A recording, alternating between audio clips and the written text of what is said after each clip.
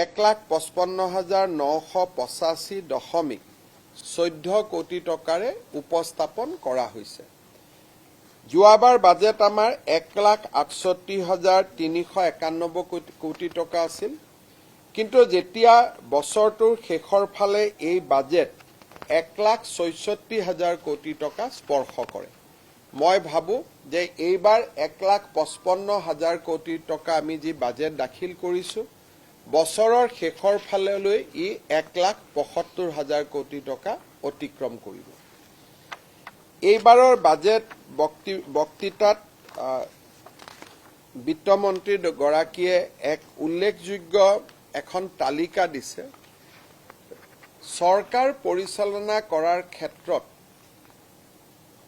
আমি ভাৰতৰ সকলো ৰাজ্যই ঋণ গ্ৰহণ কৰে, কিন্তু আটাইতকৈ কম ঋণ গ্ৰহণ কৰা ৰাজ্যসমূহৰ ভিতৰত আজি আমাৰ অসমে স্থান লাভ কৰিবলৈ সক্ষম হৈছে। পাঞ্জাব, হিমাচল, অৰুণাচল, মণিপুৰ, পশ্চিমবংগ, কেৰালা, নাগালেণ্ড, ৰাজস্থান, মেঘালয়, বিহাৰ, অন্ধ্ৰপ্ৰদেশ, ছিকিম, মিজোৰাম, উত্তৰ প্ৰদেশ, ত্ৰিপুৰা, হাৰিয়ানা, তামিলনাডু, মধ্যপ্ৰদেশ এনেধৰণৰ ৰাজ্যবিলাকতকৈও ডেপ GDP ৰেচিঅ' অসমৰ আটাইতকৈ কম। ইনফেক্ট অৰুণোদয় আঁচনি প্ৰায় 37 লাখ হিতাধিকাৰীলৈ বৃদ্ধি পাব। আৰু আমি ইমানো চিন্তা কৰিছো যে যিহেতু নিৰ্বাচন ফেব্ৰুৱাৰী মাহত হ'ব ঘোষণা, মাৰ্চ, এপ্ৰিল, মে অৰুণোদয় পাব নাপাব মানুহৰ মাজত সংশয়ো হ'ব পাৰে। যদি নিৰ্বাচনী আয়োগে নিৰ্বাচনৰ সময়ত আমাক অৰুণোদয় দিবলৈ অনুমতি নিদিয়ে, তেতিয়াহ'লে আমি ফেব্ৰুৱাৰী মাহতে যাতে আগতীয়াকৈ 4 মাহৰ অৰুণোদয় দি দিব পাৰোঁ, তাৰো ব্যৱস্থা এই বাজেটত আমি ৰাখিছোঁ। যদি আমাক অনুমতি দিয়ে প্ৰত্যেক মাহত দি যাব, আমি নিৰন্তৰভাৱে দি যাম। কিন্তু যদি আমাক অনুমতি নিদিয়ে যে এইটো পলিটিকেল স্কিম আপোনালোকে দিব নোৱাৰে, তেতিয়াহ'লে আমি ফেব্ৰুৱাৰী মাহৰ শেষতেই মে মাহৰ 10 তাৰিখে নতুন চৰকাৰ হয়, অৰ্থাৎ মে, এপ্ৰিল, মাৰ্চ, ফেব্ৰুৱাৰী 4 মাহৰ ধন যাতে আমি একেলগে দি দিব পাৰোঁ, অনুমানিক 5,000 টকা একেলগে, তাৰো ব্যৱস্থা এই বাজেটত আমি ৰাখিব পাৰিছোঁ। আমি অসমত বৰ্তমান গোটেই ভাৰতত কেঞ্চাৰ ট্ৰিটমেণ্টৰ প্ৰটন থেৰাপি মেচিন এপ'ল' হস্পিটেলত আছে আৰু বোম্বাই টাটা মেমৰিয়েলত আছে। গভৰ্ণমেণ্ট ছেক্টৰত ভাৰতৰ ভিতৰতে প্ৰথম proton beam therapy will come to Guwahati. Second, অসমে নিজা এটা উপগ্ৰহ লঞ্চ কৰিব। We are going to launch A satellite in association with ISRO. এই ছেটেলাইটটো ভাৰত বা পৃথিৱীত ঘূৰি নাথাকে। ছেটেলাইট আমি বহুত দেখিছোঁ, কিন্তু এই ছেটেলাইট যিহেতু এটা নিৰ্দিষ্ট গতিপথত ঘূৰি থাকে, অসমত সি নাথাকে। কিন্তু অসমৰ আকাশত যদি আমাৰ এটা ছেটেলাইট এনি টাইম উৰি থাকে, বাংলাদেশী এজন আহিলেও ছেটেলাইটটোৱে আমাক ক'ব পাৰিব। ব্ৰহ্মপুত্ৰৰ বানপানীৰ বিষয়ে অৰুণাচলত পানী থাকোঁতে আমাক ক'ব পাৰিব। আৰু এই ছেটেলাইটটো যদি আমি পাওঁ, তেতিয়াহ'লে খেতিৰ ওপৰত বতৰ কেনেকুৱা হ'ব 3 মাহ আগতে আমাক ক'ব পাৰিব। So' Assam will be the first state in our country to have our own satellites. Finally আমি আৰু 2টা নতুন কাম কৰিব খুজিছোঁ, যিটো আগত কৰ্ণাটকে এনাউন্স কৰিছে। নেটফ্লিক্স দেখিছে, কিন্তু নেটফ্লিক্সৰ দৰে আমি অসমৰ এটা OTT প্লেটফৰ্ম বনাব খুজিছোঁ, যাতে ভূপেন হাজৰিকা, জয়ন্ত হাজৰিকা, ডক্টৰ বেজবৰুৱাৰ পৰা আৰম্ভ কৰি অসমৰ সকলো সাংস্কৃতিক সম্পদ এই OTT প্লেটফৰ্মত আমি সংৰক্ষণ কৰিব পাৰোঁ।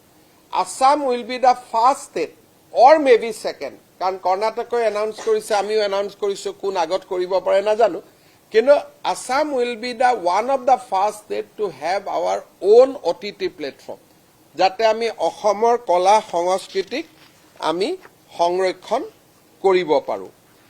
ছেটেলাইটে হওক, প্ৰটনে হওক, আমাৰ নিজৰ OTT প্লেটফৰ্মে হওক, এই গোটেই বাজেটখন আপোনালোকে যেতিয়া চাব, তেতিয়া ভৱিষ্যতৰ এখন অসমৰ কল্পনা পাব, যিখন অসম ভাৰতৰ বৌদ্ধিক, অৰ্থনৈতিক, সামাজিক, ৰাজনৈতিক নেতৃত্ব ল'ব। তেনেকুৱা এখন অসমৰ ভৱিষ্যত, অসমৰ স্বপ্নৰে আমি এইবাৰৰ বাজেটখন আপোনালোকৰ মাজলৈ লৈ আহিছোঁ। বিত্তমন্ত্ৰী অজন্তা নেওগ ডাঙৰীয়ানীক ধন্যবাদ জনাইছোঁ। কোনো নতুন টেক্স নাই, বৰঞ্চ চাহ উদ্যোগক কেঁচা পাতৰ ওপৰত যি কৰ আৰোপণ কৰা হয়, 2006 চনৰ আগত প্ৰতিষ্ঠা হোৱা সমূহ বিদ্যালয় এইবাৰ আমি প্ৰাদেশিকৰণৰ প্ৰতিশ্ৰুতি দিছোঁ। তাৰ লগতে 6 শিডিউল এৰিয়া আৰু শৈক্ষিকভাৱে পিছপৰা অঞ্চলত আমি কিছু কনচেশ্যন, কোৱালিফিকেশ্যনৰ পৰা নাম্বাৰ অফ ষ্টুডেণ্ট, যিমানবিলাক আগৰ আইনত যি কোৱালিফিকেশ্যন আছিল, ইয়াত আমি শিথিলতা দিবৰ কাৰণে সিদ্ধান্ত গ্ৰহণ কৰিছোঁ। মুখ্যমন্ত্ৰীৰ জীৱন প্ৰেৰণা এটা নতুন স্কিম। অসমত যেতিয়া এজন ল'ৰাই গ্ৰেজুৱেট পাছ কৰে, দেউতাক মাকে ল'ৰাজনক পইচা দিয়া বন্ধ কৰি দিয়ে যে তুমিতো এতিয়া গ্ৰেজুৱেট পাছ কৰিলা। কিন্তু ল'ৰাজনে গ্ৰেজুৱেট পাছ কৰিয়ে কৰ্মসংস্থাপন এটা নাপায়। কিন্তু যিদিনাখনৰ পৰাই গ্ৰেজুৱেটৰ মাৰ্কশ্বিটখন পালে, ল'ৰা ছোৱালীয়ে দেউতাক মাকক পইচা খুজিবৰ কাৰণে বেয়া পায়। আমি তেনে সকলো ছাত্ৰ ছাত্ৰী, যদিহে নিযুত মইনাৰ তেওঁ হিতাধিকাৰী নহয়, দুটা পইচা দিয়াৰ কোনো মিনিং নাই, আমি গ্ৰেজুৱেট অসমৰ পৰা যোন ল'ৰাই গ্ৰেজুৱেট পাছ কৰিব, তাক আমি 12 মাহৰ কাৰণে 2500 টকাকৈ আমি এটা স্কলাৰশ্বিপ দিম।